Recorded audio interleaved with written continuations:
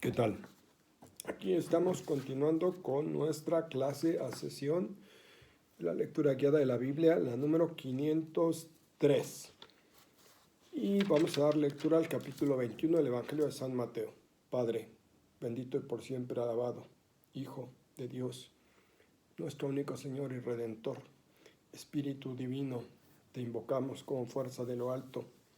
Augusta y Santa Trinidad, asístenos al compartir tu palabra bendita. Amén. Capítulo 21 de San Mateo. Al llegar cerca de Jerusalén, entraron en Betfagé junto al monte de los olivos. Entonces Jesús envió a 2 discípulos diciéndoles: vayan al pueblo de enfrente y enseguida encontrarán una burra atada y su cría junto a ella. Desátenla y tráiganla. Si alguien les dice algo,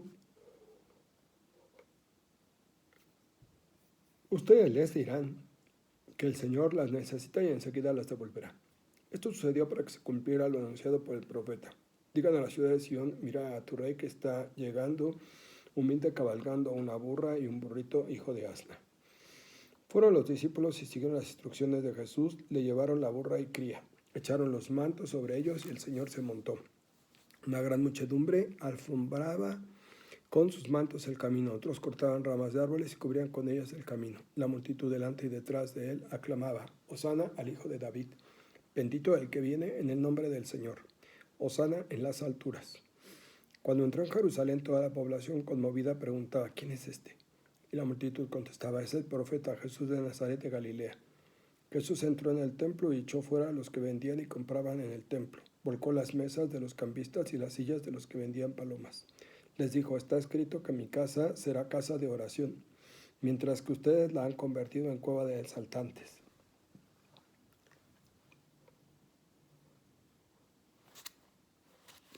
En el templo se le acercaron ciegos y cojos, él los sanó.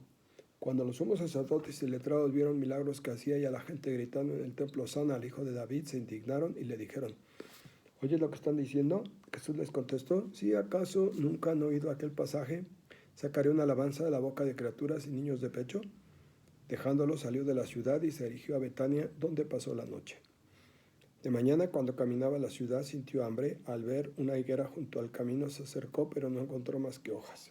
Entonces le dijo: jamás vuelvas a dar fruto. En este momento se secó la higuera. Al verlo, los discípulos decían asombrados: ¿cómo es que la higuera que se ha secado repentinamente? Jesús le respondió: les aseguro que si tuvieran una fe firme, no solo harían lo que la higuera, sino que podrían decir a ese monte que se quite de ahí, se retire al mar, y lo harían, y todo lo que pidan con la fe lo recibirían. Entró en el templo y se puso a enseñar. Se le acercaron los sumos sacerdotes y los ancianos del pueblo y le preguntaron: ¿con qué autoridad haces esto? ¿Quién te ha dado tal autoridad? Jesús les contestó: yo a mi vez les haré una pregunta. Si me la responden, les diré con qué autoridad hago esto. El bautismo de Juan, ¿de dónde procedía? ¿Del cielo o de los hombres? Ellos discutían la cuestión.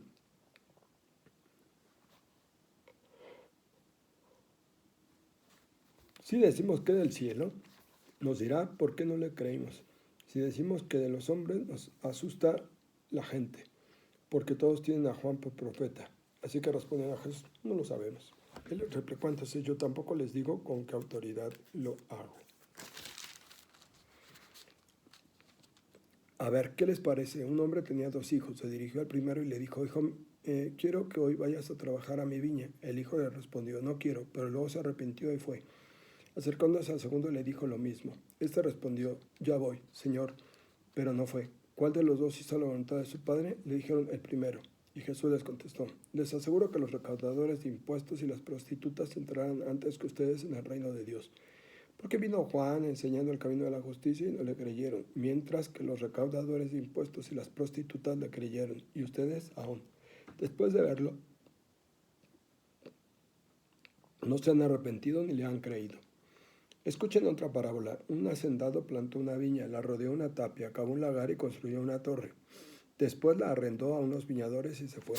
Cuando llegó el tiempo de la cosecha, mandó a sus sirvientes para recoger de los viñadores el fruto que le correspondía. Pero los viñadores agarraron a los sirvientes y a uno lo golpearon, a otro lo mataron y al tercero lo apedrearon.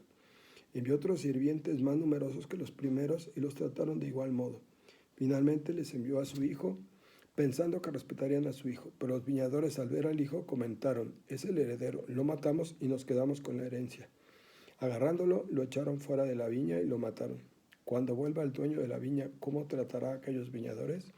Le respondieron: acabará con aquellos malvados y arrendará la viña a otros viñadores que le entreguen su fruto a su debido tiempo. Jesús les dijo: ¿no han leído nunca en la Escritura? La piedra que desecharon los arquitectos es ahora la piedra angular. Es el Señor quien lo ha hecho. ¿Y nos parece un milagro? Por eso les digo que a ustedes les quitarán el reino de Dios y se lo darán a un pueblo que produzca sus frutos. Que tropiece con esa piedra será trizas. Al que le caiga encima lo aplastará. Cuando los sumos sacerdotes y los fariseos oyeron sus parábolas, comprendieron que se refería a ellos. Intentaron arrestarlo, pero tuvieron miedo de la multitud que lo tenían por profeta. Palabra de Dios. Notas al pie de página. Capítulo 21, versículos 1 al 11. Entrada triunfal en Jerusalén. Después de instruir a sus discípulos sobre su destino y sobre las exigencias del seguimiento, capítulo 6, 21, 20, 34. Jesús entra en Jerusalén y el conflicto con las autoridades judías se agrava cada vez más. Jesús inicia aquí la última etapa de su vida terrena.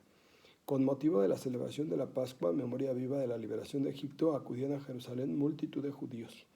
En estas ocasiones las expectativas mesiánicas resurgían con fuerza. La espera del inminente reinado de Dios se apoderó del grupo que lo acompañaba y comenzaron a aclamarlo como Mesías, hijo de David, según el versículo 9. El gesto humilde de Jesús de entrar en Jerusalén montado en un asno revela que su mesianismo no seguiría los esquemas del poder y la gloria. Las autoridades y la gente sencilla han comprendido el significado y el alcance del gesto realizado por Jesús, pero sus reacciones son diversas. La gente reconoce que es un profeta, pero las autoridades de la ciudad acogen esta manifestación con recelo y turbación. La pregunta ¿quién es este? Versículo 10. No revela deseos de conocer, sino de rechazo frontal de Jesús. Capítulo 21, versículos 12 al 17. Purifica el templo. Lo primero que hace Jesús al entrar en Jerusalén es purificar el templo. Se trata de una acción simbólica en un ámbito restringido con un gesto de autoridad que desacredita la autoridad social y religiosa. El comercio de ganado y de moneda en el patio mayor del recinto del templo se prestaba a múltiples abusos tolerados por la autoridad. Jesús rubrica su gesto combinando dos citas del Antiguo Testamento, Isaías 56:7 y Jeremías 7:11. Este hecho es una de las acciones más representativas de Jesús. Reclama una conversión profunda, una vuelta a la alianza de amor con Dios. Este gesto es muy peligroso porque atentaba contra los fundamentos de un sistema firmemente establecido. La doctrina de Jesús, ratificada con su praxis liberadora, tenía que exagerar a los dirigentes judíos, exasperar, cuestionar la imagen tradicional de Dios, del templo, de Jerusalén, de la ley, era blasfemo. Tocar el buen nombre de los dirigentes era sacrílego. Jesús terminó enfrentado con la institución, el Sanedrín y el templo y con sus servidores. Por ello, entre los crímenes por los cuales condenaron a Jesús está la blasfemia y el sacrilegio. La purificación del templo va acompañada de sanaciones y aclamaciones de los niños, una manifestación de Jesús como Mesías. Los dirigentes del templo se escandalizan, no entienden que con esta llegada de Jesús se inaugura el auténtico y verdadero culto. Capítulo 21, versículos 18 al 22. La higuera seca. Esta escena es a primera vista incongruente. En Marcos este episodio precede la purificación del templo. Marcos 11, 12 al 14 y 15, 17. La higuera estéril simboliza el pueblo de Israel que no ha sido fiel a su misión y la maldición de Jesús anuncia el abandono de Dios. Véase Lucas 13, 6 al 9. Sin embargo, para Mateo se trata de la manifestación del poder de Jesús que busca frutos de justicia en la ciudad santa, pero no los encontró. Por eso anuncia simbólicamente la caída de Jerusalén y la destrucción del templo. Para el evangelista, este hecho es una ocasión para instruir a la comunidad sobre la importancia del poder de la fe. Ya vimos en Mateo 8 y siguiente que la fe es siempre un requisito para que Jesús pueda realizar sus signos. Capítulo 21, versículos 23 al 27. La autoridad de Jesús. La autoridad con que Jesús actúa molesta a sus adversarios. Aquí tenemos el primer debate con los jefes de los sacerdotes y los ancianos del templo. Se discute la autoridad, versículo 23. Con que Jesús entró en la ciudad, purificó el templo, sanó a los enfermos y enseñó. Jesús responde como en otras ocasiones preguntando, versículo 24, promete responder si ellos dicen públicamente si el bautismo de Juan es de Dios o es humano. Sus acusadores se ven obligados a una respuesta, no sabemos, con lo que quedan humillados frente a los observadores y reafirma la autoridad de Jesús, versículo 27. Los lectores de Mateo saben que tanto la actividad de Juan como la de Jesús provienen de Dios. Capítulo 21, versículos 28 al 32, parábola de los dos hijos. Jesús comienza la parábola con una primera pregunta. ¿Qué les parece? Versículo 28. Según las convenciones sociales de la época, lo más probable es que la gente respondiera que el que actuó bien fue el primer hijo porque respondió bien a su padre. El otro hijo había puesto en entredicho el honor de su padre al desobedecerle. Su negativa era una falta de respeto. Pero Jesús cambia la pregunta, ¿cuál de los dos hizo la voluntad de su padre? Versículo 31. Lo que importa no son las apariencias externas, sino el interior de la persona. El que honra a Dios no es el que observa unos ritos externos, sino el que hace su voluntad.